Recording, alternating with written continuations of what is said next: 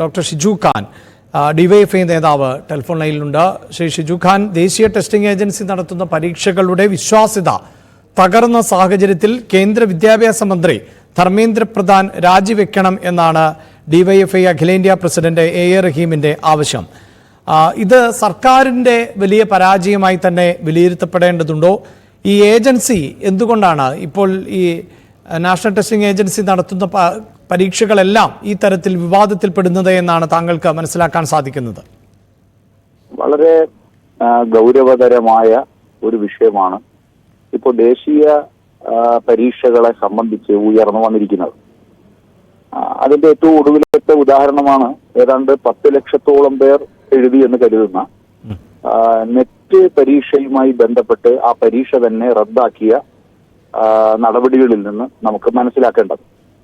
അതായത് ക്രമക്കേടും കോഴ ഇടപാടുകളും സാമ്പത്തിക ഇടപാടുകളും ചേർന്ന് നമ്മുടെ ദേശീയ പരീക്ഷയുടെ എല്ലാ അന്തസ്സും കെടുത്തിയിരിക്കുകയാണ്. ഇപ്പോൾ നെറ്റ് എന്ന് പറയുന്നത് അത് 3 നിലയിലുള്ള കാര്യം അതിലുണ്ട്. ഒന്ന്, നമ്മുടെ അസിസ്റ്റന്റ് പ്രൊഫസർമാർക്കുള്ള അടിസ്ഥാന യോഗ്യതയാണ്. രണ്ടാമത്തേത് ഗവേഷണത്തിനുള്ള ഒരു എൻട്രിയാണ്. മൂന്നാമത്തേത് JRF പോലുള്ള രാജ്യത്തെ ഏറ്റവും ഉയർന്ന ഗവേഷക ഫെലോഷിപ്പിന് തിരഞ്ഞെടുക്കുന്നതും ഈ നെറ്റ് പരീക്ഷയുടെ അടിസ്ഥാനത്തിലാണ്. അപ്പോ നമ്മുടെ അധ്യാപകരെയും ഗവേഷകരെയും രൂപപ്പെടുത്തുന്ന നിർണായകമായ ഒരു ദേശീയ പരീക്ഷ രാജ്യത്ത് ഗുരുതരമായ അട്ടിമറിയും അതിന്റെ ഭാഗമായുള്ള ക്രമക്കേടും സംഭവിച്ചിരിക്കുന്നു എന്നുള്ളതാണ് പ്രധാനപ്പെട്ട കാര്യം. രണ്ട്, ഇത് രാജ്യം ഭരിക്കുന്നവർക്ക് ഇക്കാര്യത്തിൽ വലിയ ഉത്തരവാദിത്തമുണ്ട്. ഇക്കാര്യത്തിൽ ധാർമ്മികവും നിയമപരവുമായ ഉത്തരവാദിത്തം അവർക്കാണ് ഉള്ളത്. കാരണം ഇപ്പൊ നീറ്റ് പരീക്ഷയുടെ കാര്യം നമ്മൾ കണ്ടു. പിന്നെ ഇത് ഏതെങ്കിലും ഒരു ചെറിയ റീജിയനെ മാത്രം ബാധിക്കുന്ന ഒന്നല്ല.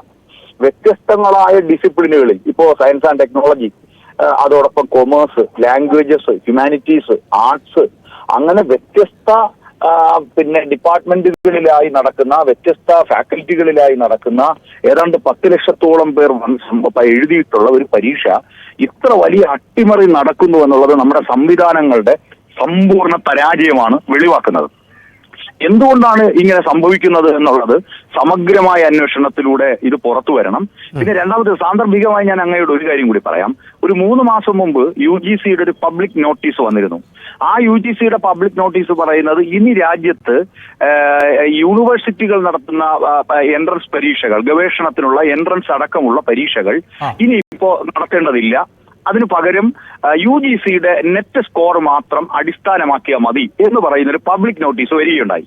ഞാൻ സിൻഡിക്കേറ്റ് മെമ്പറായ കേരള സർവകലാശാലയിലും ഇത് നടപ്പിലാക്കുന്നതിന് വേണ്ടി UGCയുടെ നിർദ്ദേശം വരികയുണ്ടായി.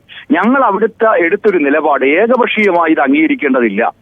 അതായത് യൂണിവേഴ്സിറ്റികൾ നടത്തുന്ന PhD എൻട്രൻസിനെ പൂർണ്ണമായും റദ്ദാക്കിക്കൊണ്ട് നെറ്റ് മാത്രം മതി എന്ന് പറയുന്ന ഒരു തീരുമാനത്തെ ഏകപക്ഷീയമായി അംഗീകരിക്കാൻ കഴിയില്ല.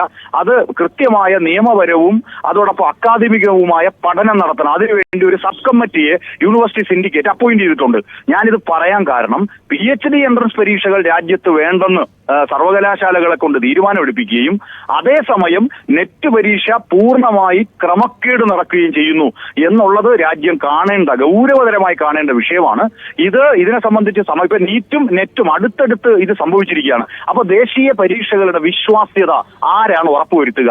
ഇത് ഉറപ്പുവരുത്താൻ കഴിയുന്നില്ലെങ്കിൽ രാജ്യം ഭരിക്കുന്നവർക്ക് ഉന്നത വിദ്യാഭ്യാസ മേഖലയിൽ എന്ത് വിശ്വാസ്യതയാണ് ഈ രാജ്യത്തെ ജനങ്ങൾക്ക് മുന്നിൽ പ്രകടിപ്പിക്കാനുള്ളത്? അതുകൊണ്ട് ബഹുമാന്യനായ DYFIയുടെ അഖിലേന്ത്യാ പ്രസിഡന്റ് ഉന്നയിച്ചിട്ടുള്ള നിലപാട് വളരെ പ്രാധാന്യത്തോടു കൂടി ഇവിടെ കാണേണ്ടതുണ്ട്. വളരെ നന്ദി ഡോക്ടർ ഷിജു ഖാൻ. ഇപ്പോൾ